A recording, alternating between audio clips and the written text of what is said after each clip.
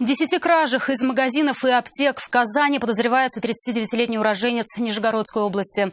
Заявления в полицию стали поступать с конца ноября минувшего года. Полицейские предположили, что все преступления – дело рук одного и того же человека.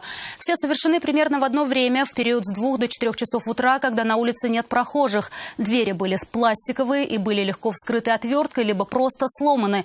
Подозреваемого задержали. На допросе мужчина рассказал, что приехал в столицу Татарстана лечиться от наркотической зависимости. В отношении него возбуждено уголовное дело по статье «Кража». А полицейские устанавливают, причастен ли он к другим аналогичным преступлениям. В ноябре он сбежал из РИА-центра и снял квартиру, и на жизнь стал зарабатывать кражами.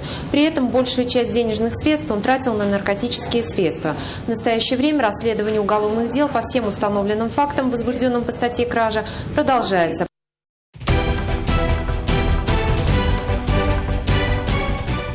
Происшествия и аварии, трагедии, героизм спасателей и сила закона в программе «Вызов 112» на сайте tnv.ru и на YouTube-канале ТНВ.